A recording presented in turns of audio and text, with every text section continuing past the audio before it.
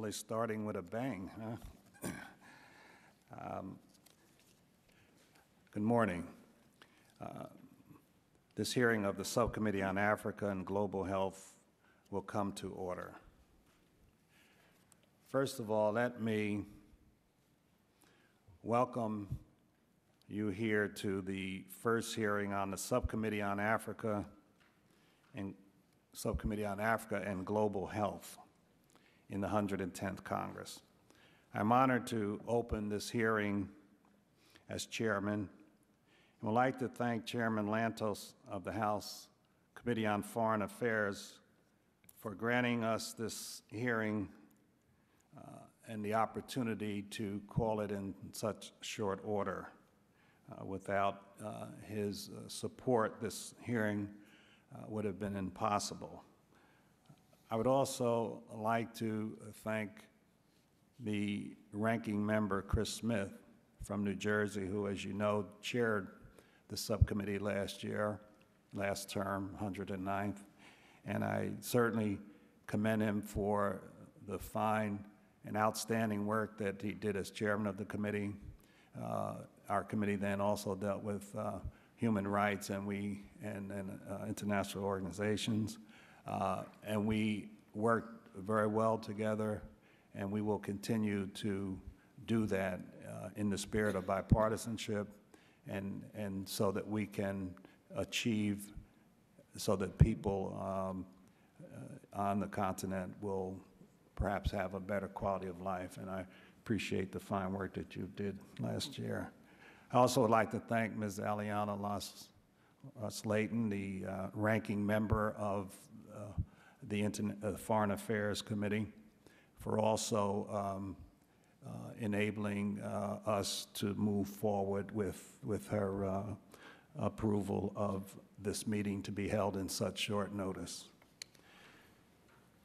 At this time, I would like to take a moment to welcome our new members of the subcommittee. I think that the meeting was called so quickly that we were unable to get them all here, but we do have with us Mrs. Ambassador Diane Watson of California, who is returning to the committee, and also sitting in our former member, who now is a member of the Appropriations Committee, Ms. Barbara Lee from California also. I would have introduced the other members, but since they're unable to be here because of the short notice, we'll save that for another time.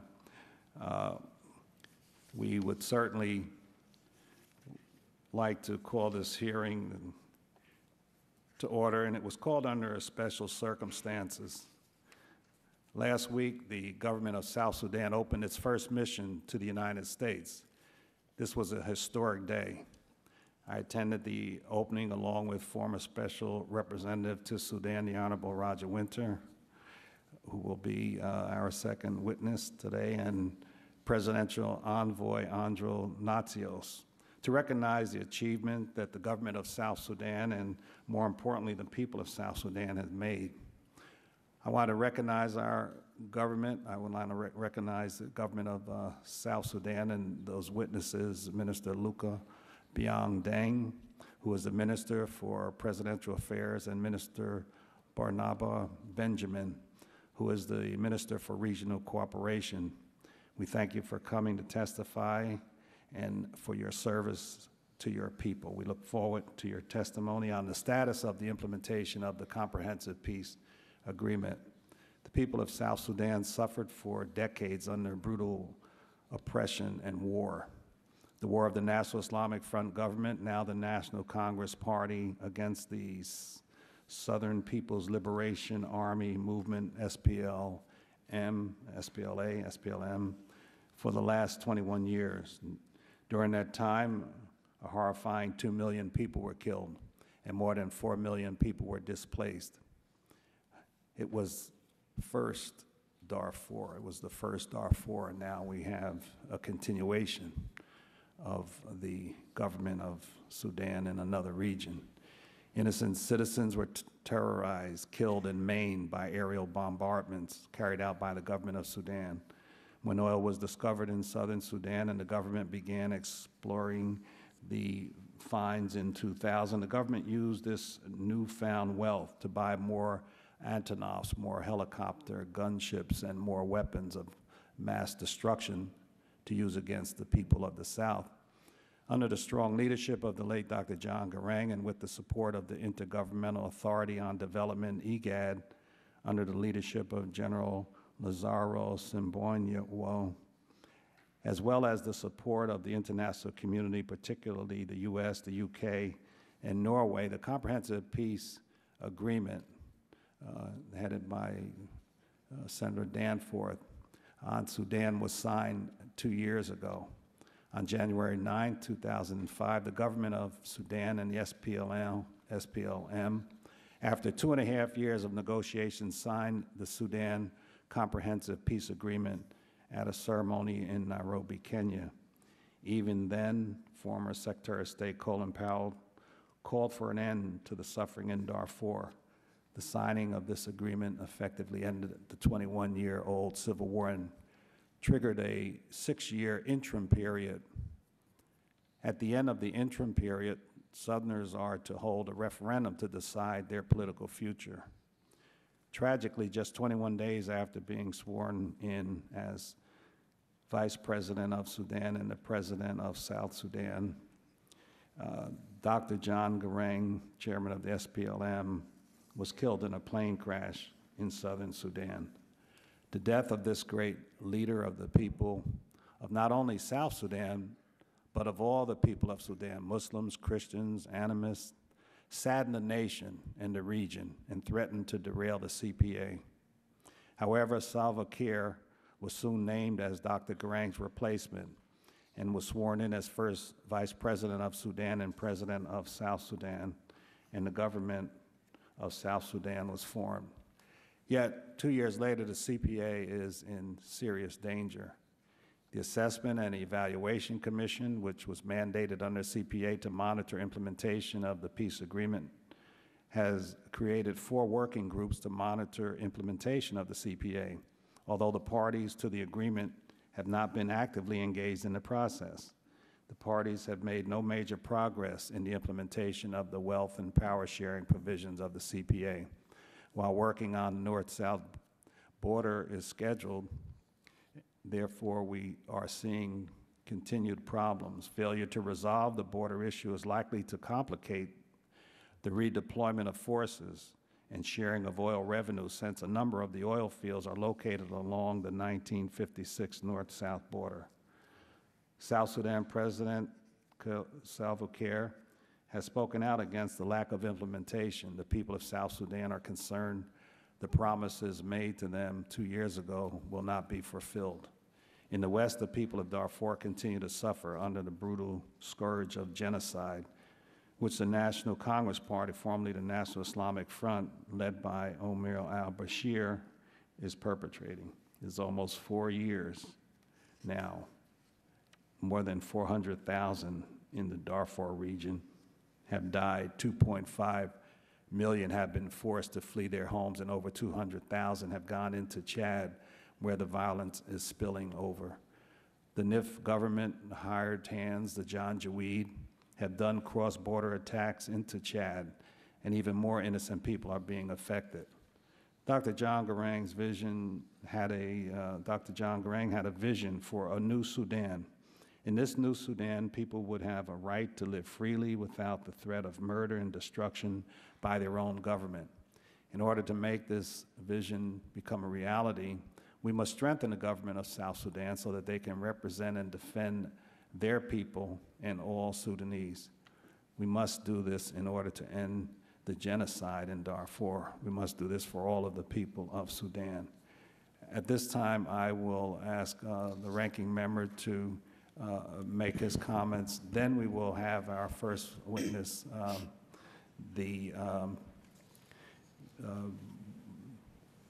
Congressman Wolf. And then we will allow Congressman Wolf to leave, and we will ask our other members if they will have opening statements, and I will make a comment or two about other issues related, not necessarily to the South, but to the problem in general. So with that, at this time, I'll yield to the ranking member. I thank my good friend for yielding, and let me just say that since this is the first meeting of the Subcommittee on Africa and Global Health in the 110th Congress, I want to congratulate you, Don Payne, on your new position as chairman. Over the last several years, you and I have worked closely on numerous human rights issues, especially as they pertain to Africa. As you know, for 8 years, I served as chairman of the Human Rights Committee, and for 2 of those, it was Africa, Global Human Rights.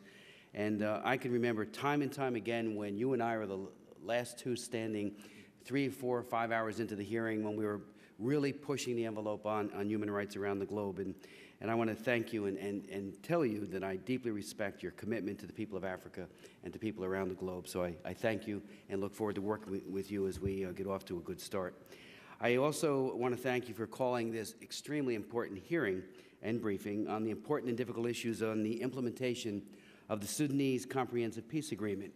The quest for peace in Sudan has been a high priority for both of us, and I would say for all of us in the Congress, most recently evidenced by your and mine and many members of this subcommittee support for the Darfur Peace and Accountability Act of 2006, which became law in October of 2006. Both of us were strong advocates of the legislation that provides much-needed assistance to the government of Southern Sudan and the Sudan People's Liberation Movement Army. I will be interested to hear from the representatives of the government of Southern Sudan what, if any, impact that legislation is having on their efforts to build a strong and viable government. This assistance certainly is not the panacea for the continued and apparently rising tensions between the various political parties in Sudan. There is more than the international community, there's more that we can do, and there's more that we must do to reinforce the CPA, and where necessary to ensure the implementation of areas that are being ignored. As I think it is clear, the CPA process has been impacted by the atrocities being committed in Darfur and the consequent understandable diversion of international attention to the extreme suffering of the people of that region. I remember when I met with Salva Kiir during one visit 18 months ago, he made it very clear that the fate of the people in Southern Sudan was inextricably linked to the resolution of the problems and the peace in Darfur. And I don't think that has changed at all since he made that statement in August of 2 years ago. Taking into account the critical role of the United States and the rest of the international community, one must emphasize that the primary ingredient for achieving peace in Sudan is the political will of the leaders of the various factions to establish peace and to sustain it. In saying this, I do not mean to minimize the formidable distance that looms between where we stand today and the goal of global tranquility and prosperity for all Sudanese people. The leaders of the SPLM are to be commended for their courage and their perseverance in pursuing a peaceful settlement. I will be joining others in making sure that every effort of this Congress is behind those efforts, especially as they face so many challenges from the Bashir government. Finally, just let me say that it's important that we work on a number of issues, including the transparency, and I was very encouraged, frankly, that when 5 leading officials of the Ministry of Finance in the government of Southern Sudan had their cases referred to the Anti-Corruption Commission. I think that shows that the process is working. Where there is corruption, and every government has it, you need to take corrective action, and that will lead to people having confidence and the international community having confidence in the government. So this is an important hearing, and I think it's very important that we hear from the people from the government, and I think these kinds of briefings are extremely important, so we hear from those who are actually living the issues day in and day out, and that we can get firsthand knowledge from the ground. Let me also say, I want to especially welcome Roger Winter, who has been a real lion in pushing peace in Darfur. I remember when he came and testified before our committee, and you were there, Don, when we were talking about the atrocities in Rwanda and elsewhere as part of Refugees International, and he did an extraordinarily good job in speaking for the suffering and the disenfranchised of Africa. And a special welcome to my good friend and colleague, our good friend and colleague, Frank Wolf, who has really been one of the most tenacious leaders in pushing human rights, not only around the globe, but in Sudan and Darfur and southern Sudan. Frank has led the efforts in Congress for many years, and I'm so glad he's joining us and will be presenting some testimony at the beginning of the hearing. Yield back to balance. Thank you very much, Mr. Smith. And as I indicated, I look forward to working with you this year. Let me, since Congressman Frank Wolf has to leave, I will forego the opening statements until he gives his remarks, since he has to leave, and then I will recognize any member who would like to make an opening statement. Then, before we have our special representative for Sudan, Mr. Roger Winter. Congressman Wolf.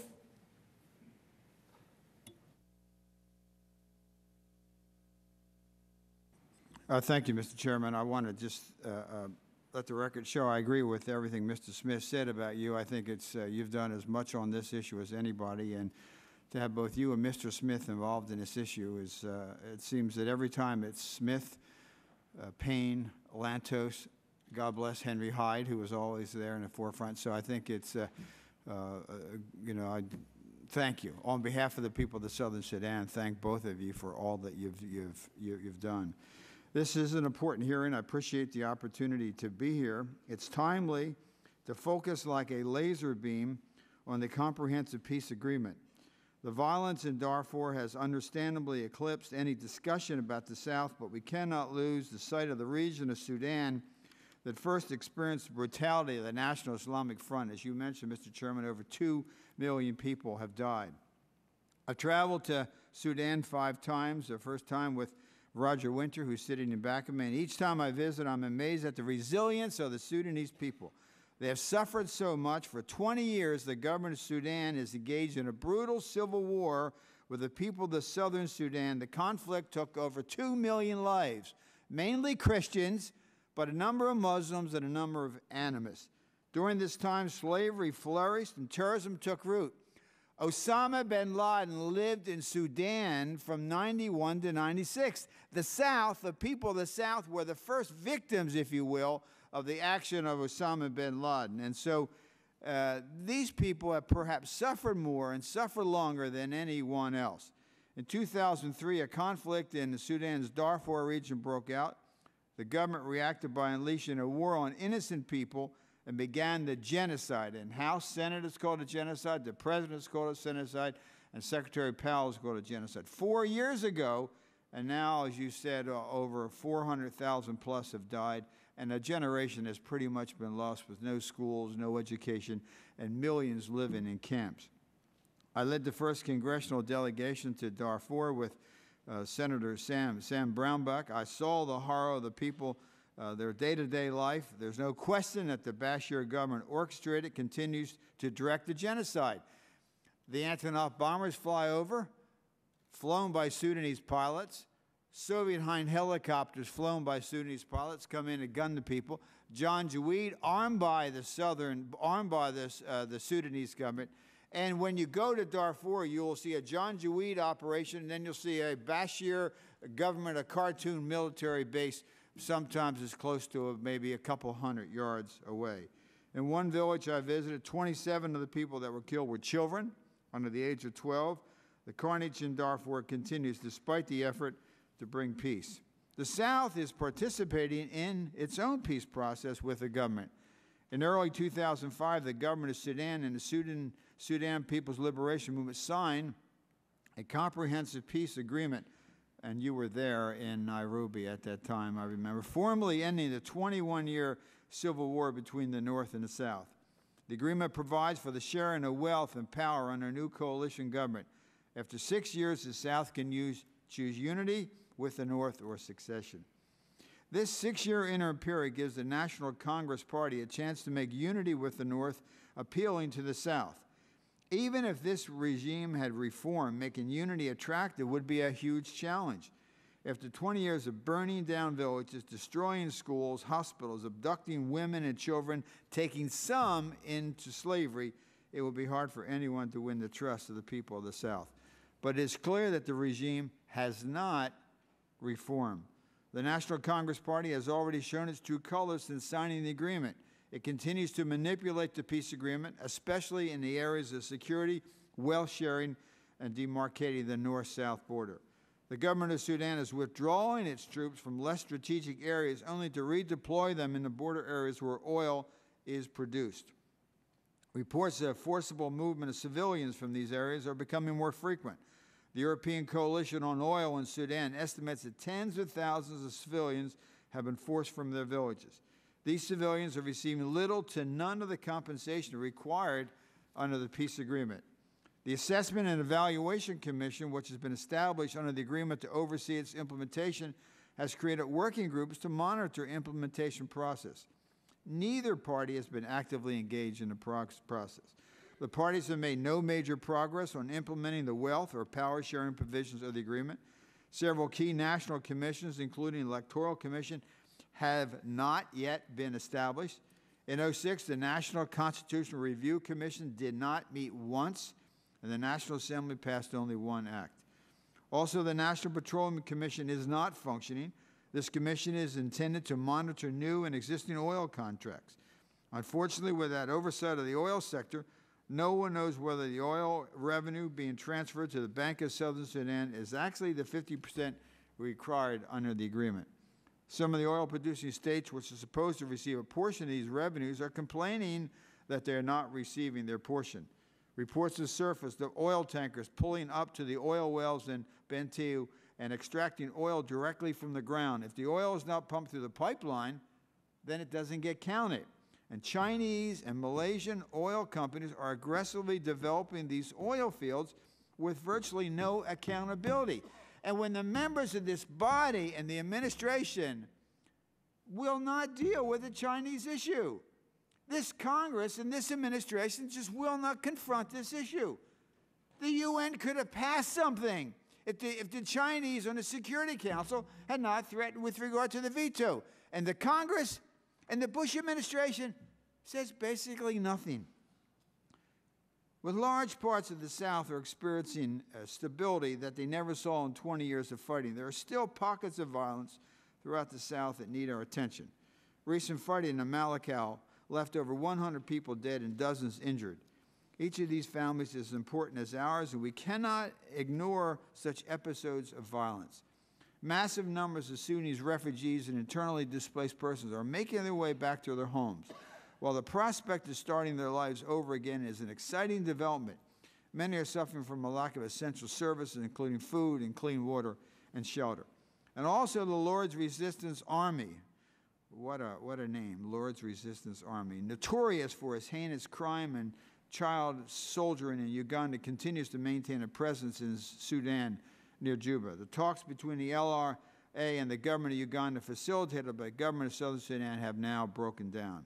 Occasional attacks by LRA members on civilians in Southern Sudan continue to be a problem. Attacks against international relief operations in Nile and Ye in the past year have highlighted the pockets of insecurity in the South. It is easy to feel discouraged by the number of outstanding issues in Southern Sudan, but there are some positive developments. Roads built by the World Food Program linking major towns in the South, facilitating trade with Kenya and Uganda. Dramatic drop in prices of foodstuff. The SPLA has redeployed 100% of its forces from East Sudan, consistent with the agreement. The government of Southern Sudan President Salva Kiir is developing a relationship with other regional governments. The government of Southern Sudan, as you said, has opened up a new mission here in town. I'm drafting legislation to establish an agricultural science and technology college in the South. It should be named after John Garang. This college would aim to attract members of the Sudanese population who have left, who have great skills. We're also going to try to put together a program, maybe a Lost Boys scholarship program for a 5-year program where lost boys in this country who want to return and take their knowledge and skill back can do that and still have these opportunities to return to the United States. Encouraging the return of skilled workers to Sudan, particularly in the South, is critical to the future of the country, and many of these lost boys have said they would like to go back. In closing, it is clear that the implementation of the peace agreement in Sudan faces serious challenges. We must redouble our efforts toward peace in Sudan by focusing not only on the crisis in Darfur, but also on the myriad of critical issues facing the North-South peace process. President Salva Kiir needs to ensure that critical implementation issues such as division of oil revenues and resolution of the border dispute receive the attention of senior officials. For its part, the National Congress Party must halt the violence in Darfur and attend to the critical CPA implementation issues in the South that it is alternately ignoring and intentionally thwarting. The CPA risks complete failure without continued pressure from the United States government and other world governments, particularly to implement the mandates of the peace agreement. There's more I could say. I just want to thank you and Mr. Smith again and this committee. If there were peace in Darfur and they implemented the CPA, the people of the South and the North could live in prosperity, and it could be an unbelievable place with all the natural resources that they have. So, Mr. Chairman, thank you for your leadership, and thank Mrs. Smith, and thank the other members of the committee. Well, let me thank you, Congressman Wolf, for your long-term interest in Sudan. When I came to the Congress, you were working on the problem of Sudan, and I know your close relationship with Dr. John Garang. As a matter of fact, as you know, we are introducing the resolution with you and myself and actually the entire CBC and others to honor the life and the work of Dr. John Garang, and we think it's really overdue. There are 46 original co-sponsors, and we certainly like to encourage anyone who is not a member, a sponsor of this resolution. And so I really appreciate, there's no one in the Congress who has done more to help the people of Sudan than you, and it's just a pleasure for me to work with you. Thank you very much. Thank you, Mr. Chairman. At this time, I give opportunity for members of the who are here, if they would like to make an opening statement. Ms. Jackson Lee, welcome to the committee. Thank you very much, Mr. Chairman, and I thank you and Mrs. Smith for convening this important briefing and hearing. I believe that there is no more important foreign policy issue besides, of course, our continuing saga in Iraq, than to bring resolve to at least the issue in Sudan and other conflicting areas surrounding Sudan. The people of Sudan have suffered for decades. The loss of life is almost unspeakable. My frustration, of course, and I will look forward to the testimony, and will return, Mr. Chairman, to step out just for a moment. But might I simply say that the frustration, of course, is the existing peace agreements that then seem to be breached and not supported in its completeness by this government. And I do believe that this committee has an enormous challenge and responsibility to stand up, frankly, to the existing Sudanese good government in Khartoum in order to make sure that they know that we mean serious business about a real peace agreement. I applaud Congressman Wolf for his thoughtfulness on an agricultural and science college. I look forward to this committee working with that, and as well recognizing the plight of the lost boys. Many of them are in Houston, Texas, and they do have knowledge and expertise that we could utilize. But if we do not secure the land of the people, if we do not find an equitable way to share the oil resources, provide the necessary income for the South, and to ensure a balanced governmental process, then we will never find peace and solutions to those who are struggling to survive in Darfur and elsewhere. So I thank you, Mr. Chairman, for your longstanding leadership. I look forward to, if you will, being guided by that very important leadership and that of the ranking member, whose record I am very well aware of, and I believe that together we will succeed in an effort to bring peace to the region. I yield back. Well, thank you very much, and it certainly is a joy to have you on our committee. I just want to make two other comments regarding Sudan and one other short comment. As we know, President Bashir is expected to assume the chairmanship of the African Union. He tried last year, but the United States lobbied aggressively and prevented him from getting the position. This time around, the United States nor the Africans are doing anything to prevent this from happening. This is problematic for the African Union and for the whole Darfur issue. To have a president responsible for genocide in Sudan and responsible for genocide in the 21-year war with the South, to preside over the AU, the organization responsible for peacekeeping operations, is just contrary to common sense. A huge conflict of interest, and it raises the neutrality and credibility question for the AU. Instead of punishing the government accused of genocide, the AU intends to reward him by allowing him to lead the organization. And I know that the AU has tried to stay with rotation and things of that nature, but I think it would be a serious mistake to have Bashir president of the AU, and I think that the effort to prevent it should once again reemerge. Secondly, I want to mention another issue about Sudan is the possible visit of Ali Karti. This is the person who was allowed to come last time, and we criticize the Bush administration for allowing him to come. Karti was one of the leading founders, and at one point the director of the brutal National Islamic Front controlled Popular Defense Forces, the PDF.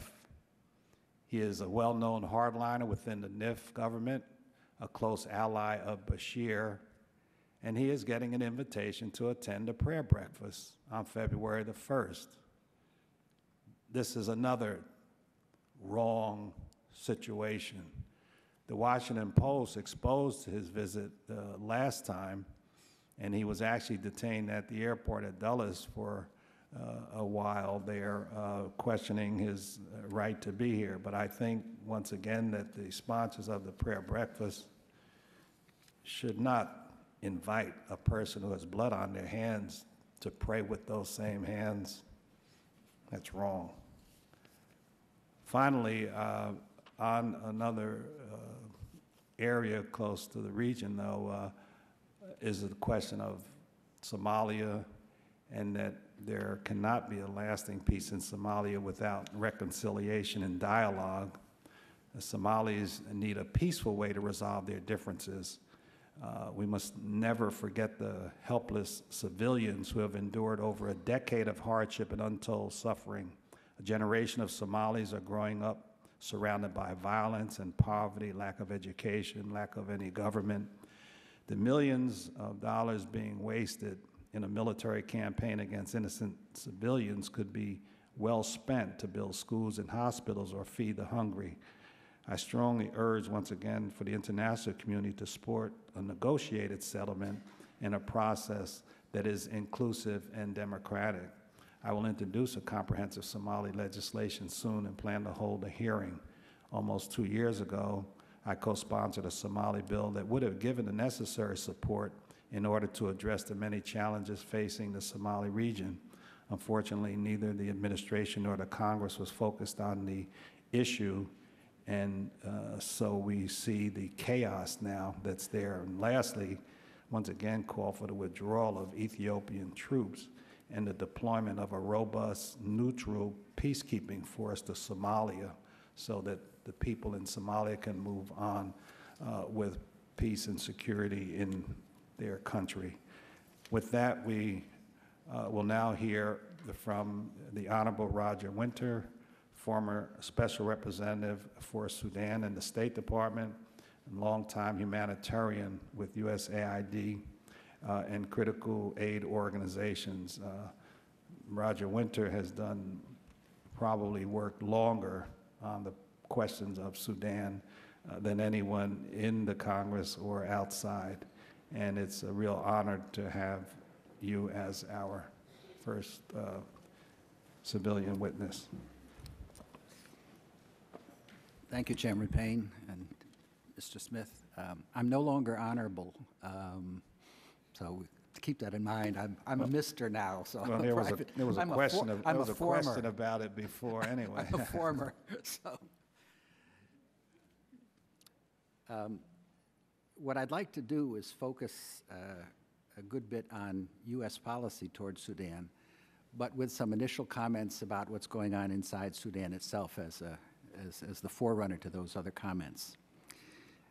It's my very strong belief that the CPA, which was signed 2 years ago this month, is unraveling, and that unraveling can lead to open conflict in the South and the other areas covered by the CPA if the unraveling is not put to rest. There's a fundamental flaw in the way the United States has been approaching Sudan over the last 2 years. That fundamental flaw is the belief inside our policy establishment that the National Islamic Front wants to be a responsible government. And we expect that a responsible government understand its obligation to care for and protect all the citizens of the country that that government leads. It's my assertion that the National Islamic Front does not, in fact, want to be a responsible government in the way we understand those terms. It does not have the best interests of all the people in Sudan at heart. And as a result, given changes that have taken place over the last couple of years in Sudan, it's my belief that the National Islamic Front no longer wants the CPA to be fulfilled. Let me be clear. A lot of important aspects of the CPA have been fulfilled, and a lot of very good things have happened in Sudan as a result.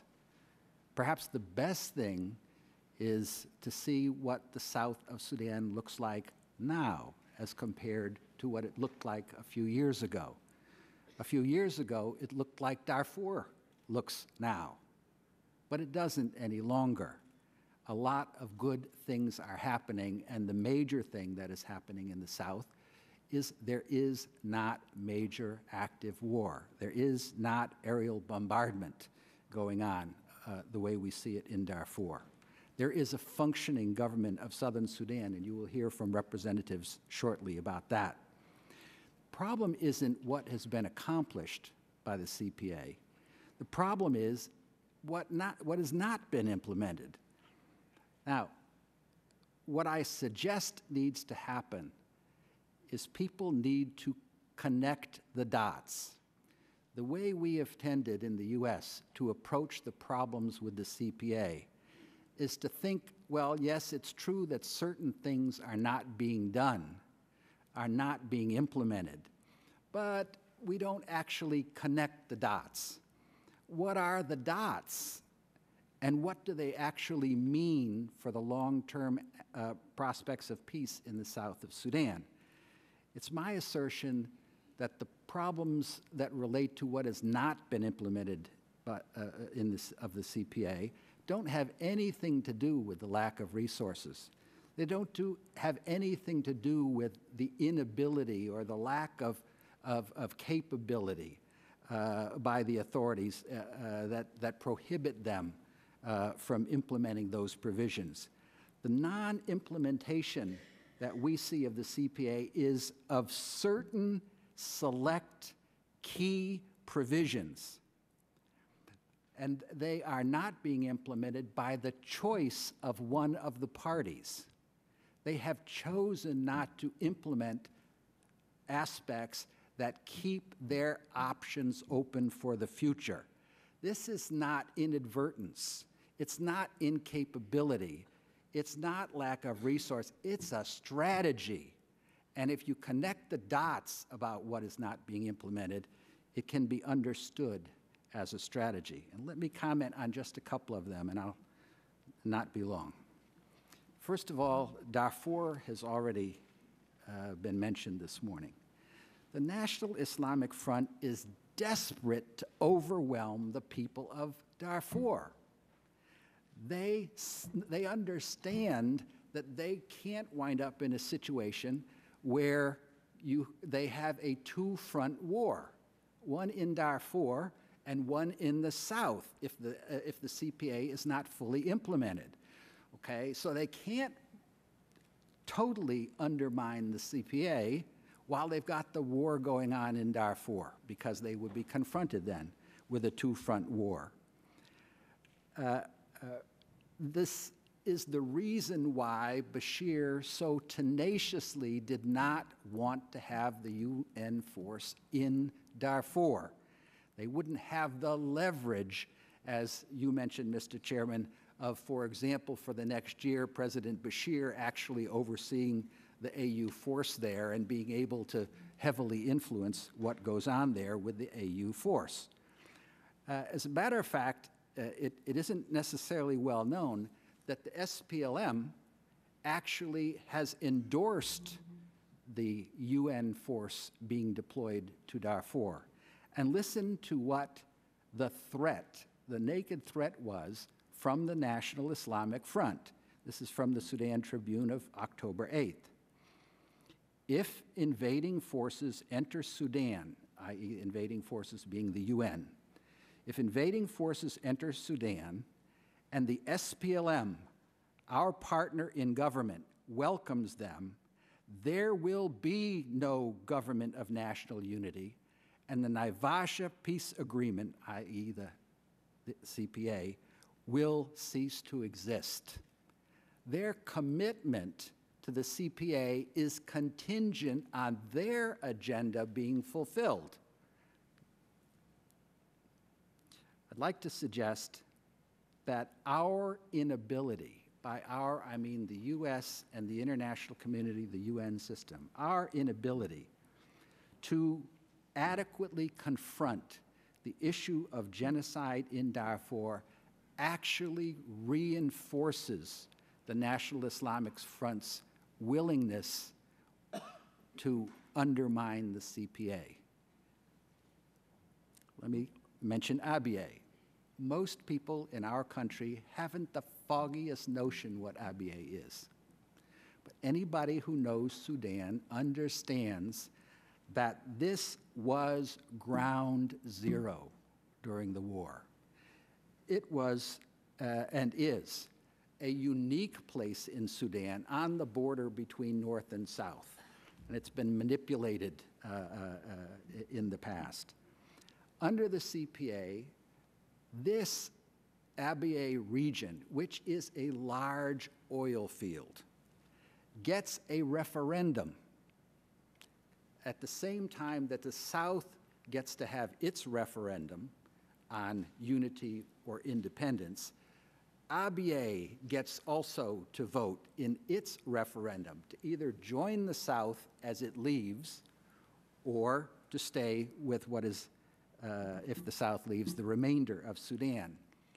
The National Islamic Front is not about to let there be a referendum in which Abyei leaves. And so the provisions of the CPA that have to do with Abyei are not being implemented. Abyei is a strategic area. The people of Abyei affirmatively expect to go back to war. That's documented at this point by focus group studies by the National Democratic Institute.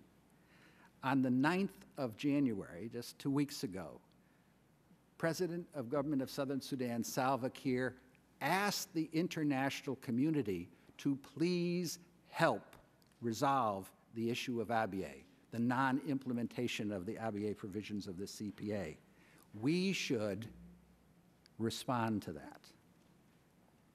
We mentioned the north-south boundaries. You know, we talk about the north-south boundaries like everybody knows where the line is. There's no line in the sand in Sudan that says you are now entering the north or now entering the south. It's not like that. There isn't necessarily a demarcation of most of the border between north and south. What are the implications of that? It's not just that you can get lost and be in the wrong place. It's bigger than that, okay? Most of Sudan's oil fields are along that border. Most of the revenues of the government in the north and also the government of southern Sudan ultimately come from the oil revenues that are based on extraction from those oil fields. Where the line is drawn determines how much money from the oil revenues goes to the south of Sudan or goes to the north of Sudan, okay? So this boundaries issue is not something just simple. It has very practical implications. And in fact, the provisions for determining the north-south boundary have not been implemented. It's not only that, though. The CPA provides for elections in 2 years from now. Elections haven't been held in Sudan for ages and ages and ages. And so the first step in the election process is to determine where the boundaries between North and South Sudan are. Because if you don't know where the boundary is, you don't know where people can vote. You don't know how to set up the election architecture. Is the precinct that's going to be in this area actually in the north, or is it in the south? What candidates do they get to vote for? Okay, so the non-implementation of the north-south boundaries is a real problem, both in terms of oil revenues and in terms of the census and the beginning of the architecture for the upcoming elections. Let me mention the continuation of attacks against civilians in the south. The government of Sudan, before the CPA, had about 40 militia organizations that it supported in its war against the civilians of the South and against the SPLA. They were basically paid to destabilize the South, to kill civilians, in other words. The CPA requires militia groups present in the South to align themselves either with the SPLA or with the government's military forces, which we call SAF, Sudan Armed Forces. And the point of that provision in the CPA is that all of those groups had to come under a chain of command, a command and control structure, so that you could end the violence in the South. And it seemed to be happening. The SPLA was very aggressive. SPLA was very aggressive. I don't mean hostilely in any sense of the word, but trying to deal with this other armed groups issue. But after the death of Dr. John Garang, what we see is a changed strategy from Khartoum. They've actually reactivated their interests in some of these armed groups, reactivated supporting them, and that includes, many of us think, also the Lord's Resistance Army. The use of militias is very important, not just for ultimate war, if that ever comes, but also if you want to destabilize the South, if you want to provide a reason not to have elections because of instability in certain areas, you can, with plausible deniability, utilize a militia to shoot up the place and then say elections shouldn't be held because it's not stable. All right, so I'm assuming that if you start to connect these and other dots about what hasn't been implemented, you will see that there is a National Islamic Front strategy in what it implements and what it doesn't implement in terms of the CPA. So I'd like to suggest just 5 things very briefly that have to do primarily with U.S. policy. I think it's very important to keep in mind that it was the U.S. that became the prime mover of the CPA. We have a special obligation to deliver on what we helped birth. We're not. And that is just the truth. Now, first of all, we have to see Sudan as a whole. It isn't Darfur over there and the South over there, because the problems of both the South and Darfur have a common origin in a common National Islamic Front government that goes back to Khartoum. And if we do not look broadly at Sudan, you don't see the pieces forming a whole. It's my assertion that if we do not, if we're heavy on Darfur now but not paying attention to the CPA, what that actually does is allow the National Islamic Front to pursue its agenda piecemeal, because we're not paying attention to one side of the equation, as it were. That needs to change. Secondly, the CPA and the U.S. position on the CPA was based on the idea that during the implementation period, that the option of unity of the Sudanese state would be made attractive. That is now a policy fiction. You won't find 0.1% of the population of the South that believes in unity being possible anymore. The idea of unity was killed by the National Islamic Front's war in Darfur. It was the same as the war in the South, and they saw, the people of the South saw that the National Islamic Front hasn't changed. It does the same kind of war in Darfur.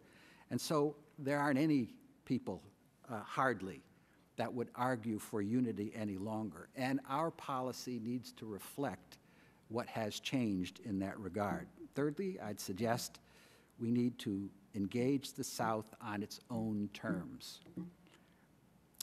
South Sudan is not just a dangling participle on Sudan, all right? It's large, it's important for a whole lot of reasons, and its issues under the CPA are well-defined and of interest to United States policy.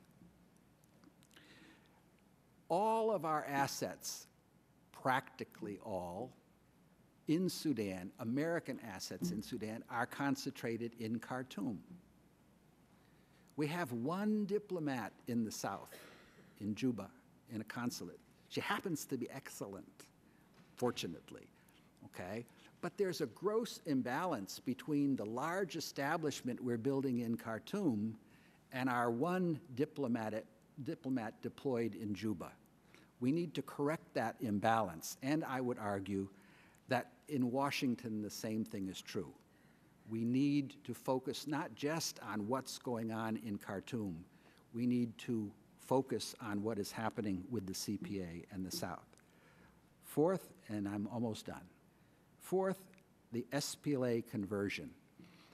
The SPLA is the only military in all of Sudan, anywhere in Sudan, that has a vested interest in the complete implementation of the Comprehensive Peace Agreement.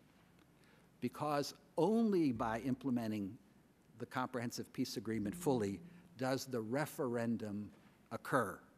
Everybody else in Sudan that's a military may have a problem of some sort with the CPA. It is important that the United States help transform and seriously engage to help transform the CPA into a modern military, not to prepare them to go to war, but to prepare them to defend, as it were, by their existence, the CPA and its implementation. The last thing I would mention is that time is very short. You know, we've had, in the last week or two, we've had about 4 presidential candidates announce. Our election is going to be in less than 2 years. Well, the elections in Sudan are going to be in less than 2 years too, just about 2 years, okay? And it's not a matter of announcing who's going to run for what. It's an issue of, will they be able to do a census to begin the election process? Will they be able to set up the architecture for elections in order to actually carry them off? Will the militias that are being supported by the National Islamic Front so disrupt things that the government in Khartoum will say, let us postpone the elections? Now, I've worked in elections for a long time, and I can tell you in some parts of the world, including where we're talking about now, issues regarding to elections can cause violence. The closer you get to election, or if you abort an election, okay?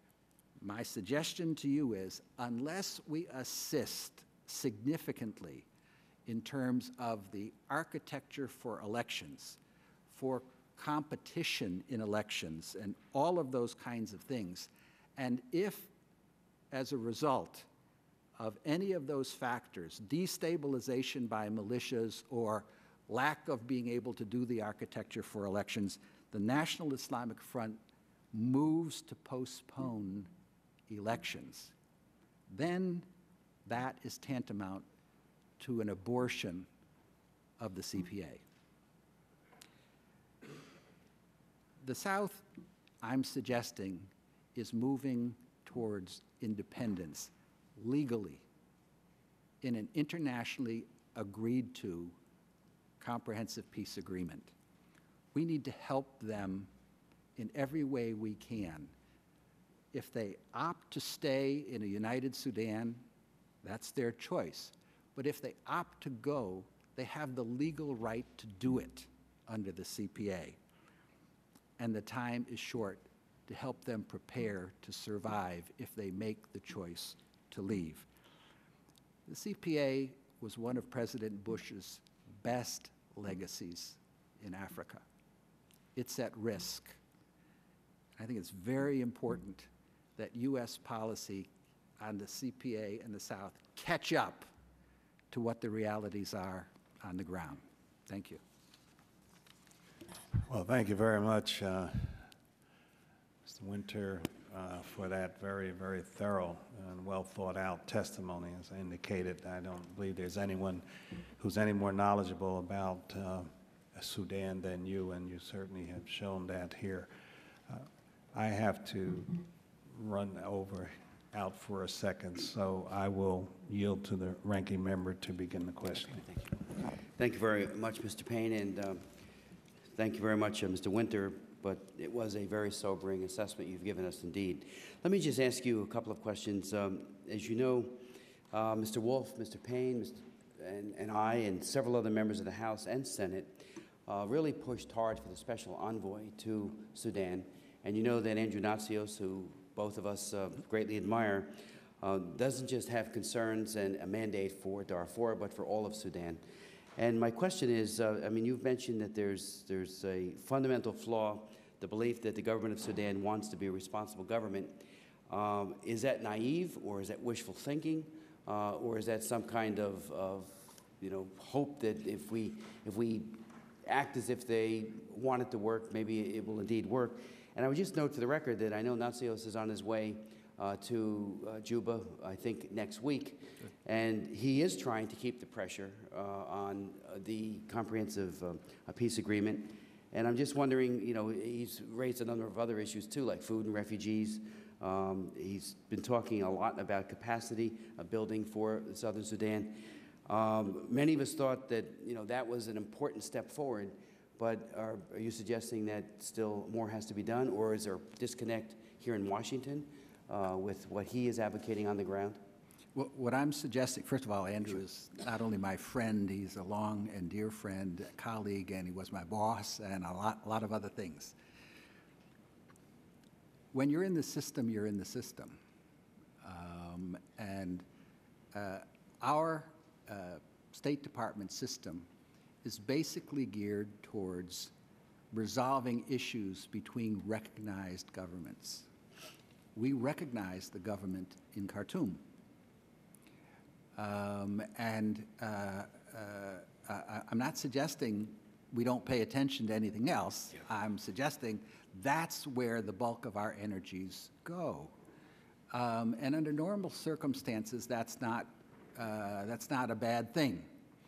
Okay? What I'm suggesting is we're in abnormal circumstances here.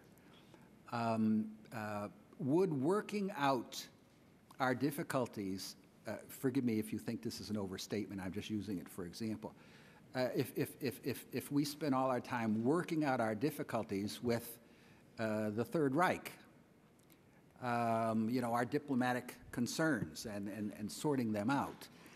No. Well, what is being asserted here, I believe it, is that the government there is committing genocide. It was also genocide, by the way, in the South. We just didn't use the word. I mean, it's not any different in terms of the way the violence is being conducted.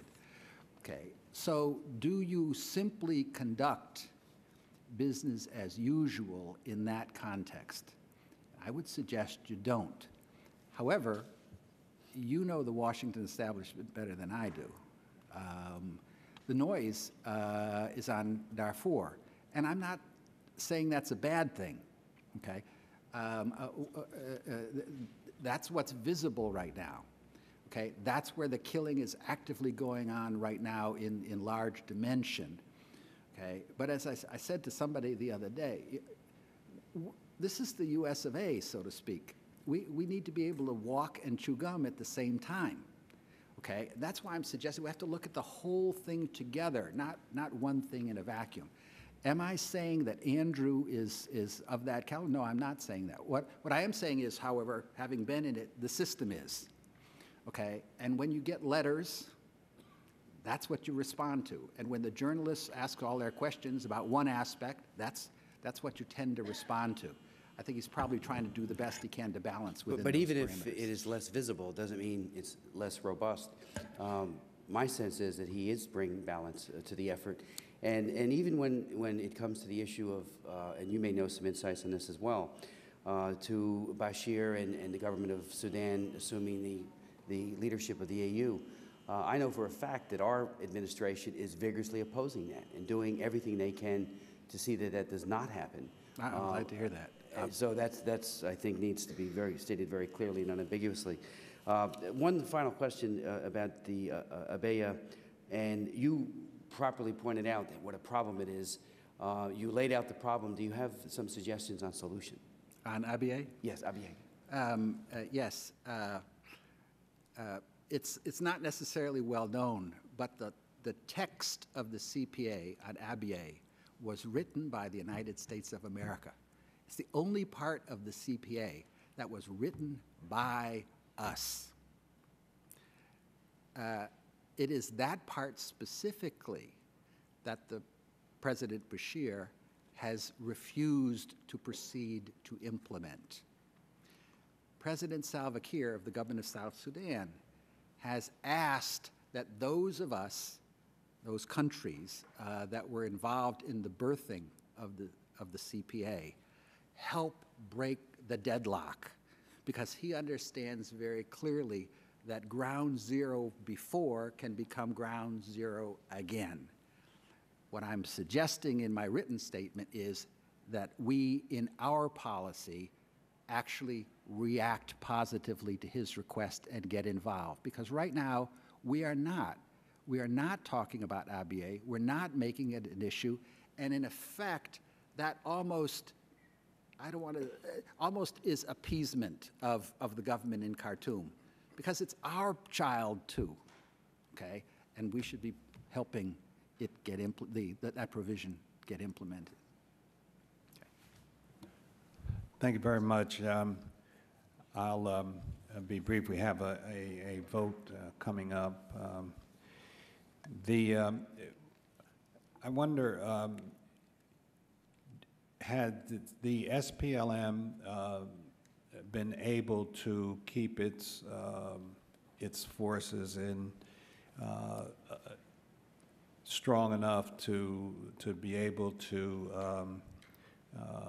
defend itself if need be? What is your assessment of the SPLM at this time, and what should be done? Even as I think a part of CPA was that SPLM was supposed to be able to maintain forces and so forth. What is the situation right now?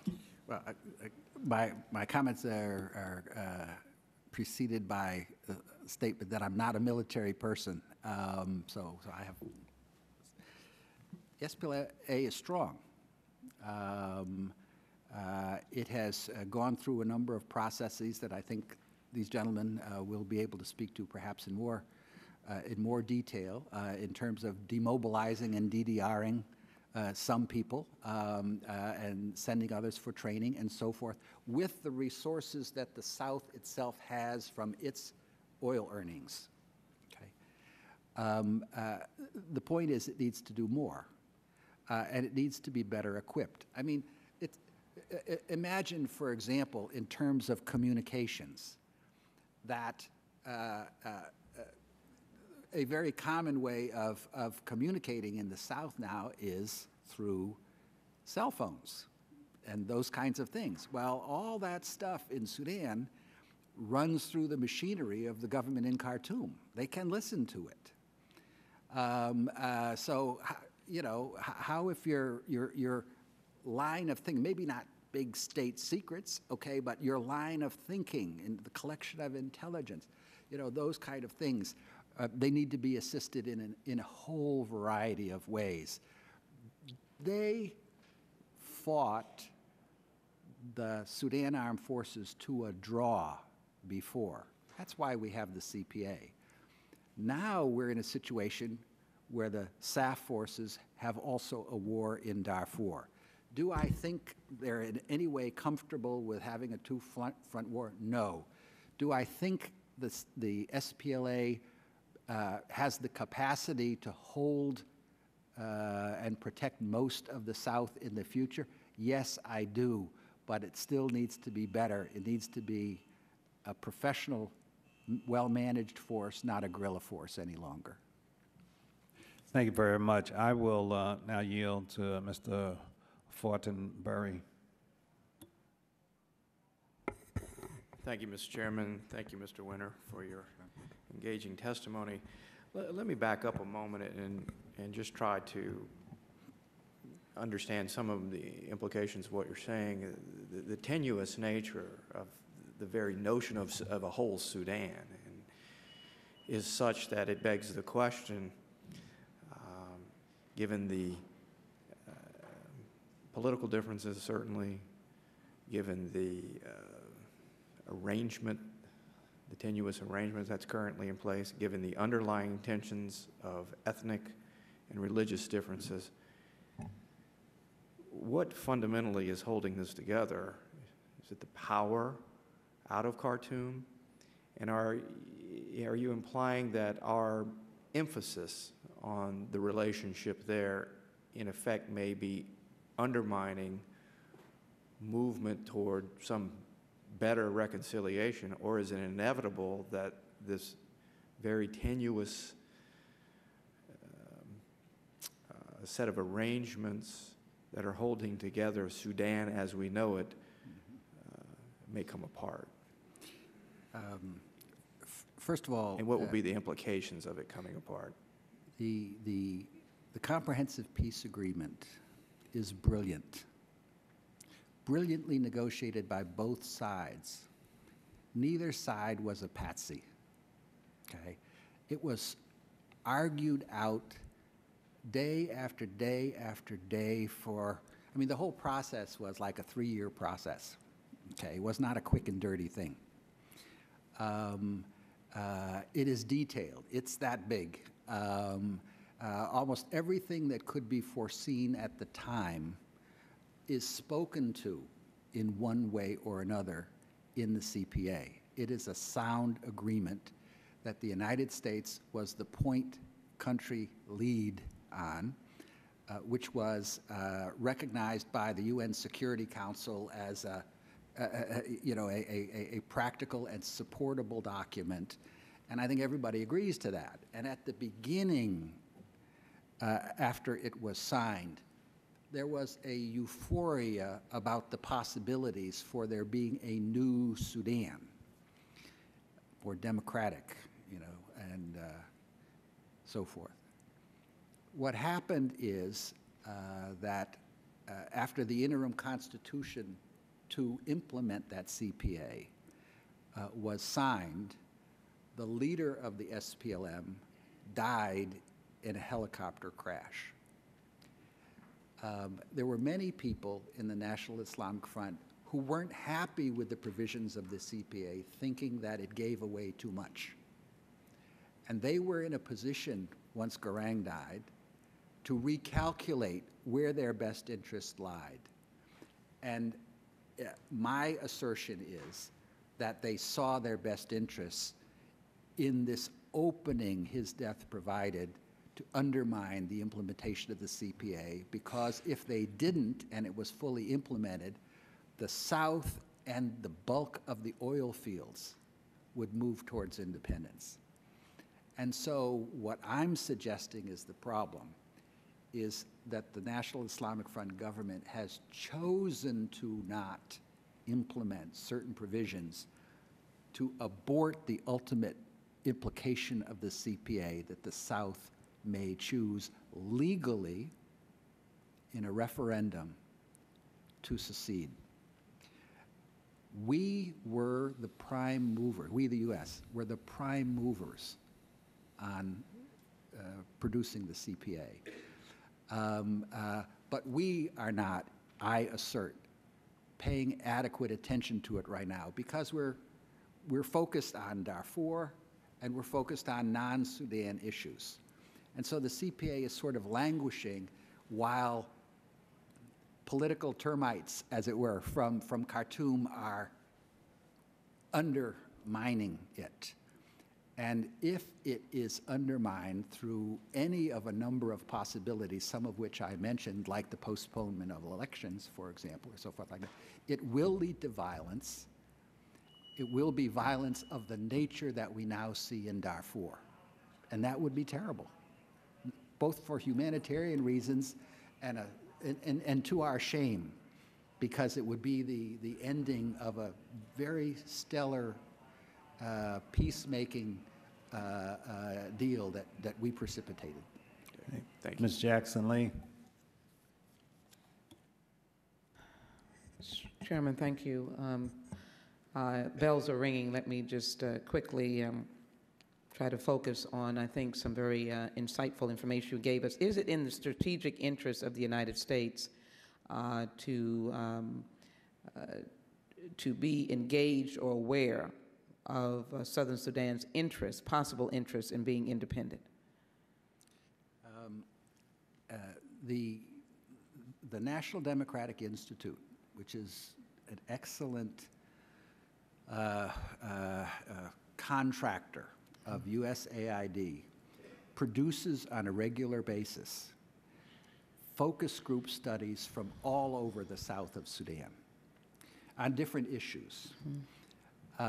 If you took a look at, and I'm sure we could make sure you saw it, the last couple of them for that matter, but particularly the last one, you would see that it's documented in these professional studies that the optimism that existed in the aftermath of the signing of the CPA is gone, okay? And that most people in the South expect war again. They don't want it, okay? But they see the makings of a situation in which war will be a very, very possible outcome. And they're all terrified of it. Mr. Winter, let me just thank you for your long years of expertise. The 4 points, Mr. Chairman, that Mr. Winter has in his testimony, I think are enormously instructive and may be guideposts for legislation. As you well know, I would like to visit Sudan sooner rather than later. And I think the South represents an opportunity for the United States to secure, or not to secure, to facilitate and help the people of Sudan finally find some refuge in peace and tranquility. And I would hope that we would study this issue more extensively and press the administration for a reality check that the CPA is not working. What are they doing about it? And can we best be facilitated by a strong, independent Southern Sudan? And I would yield back, Mr. Chairman. Thank you, Mr. Winter, for your leadership. Thank you very much. Let me thank you, Mr. Winter, for your very excellent testimony. We have this portion of our hearing is concluded. We will begin when we return from these two votes with the second part of this, which will be a briefing from our guests from Sudan. At this time, the meeting is in recess.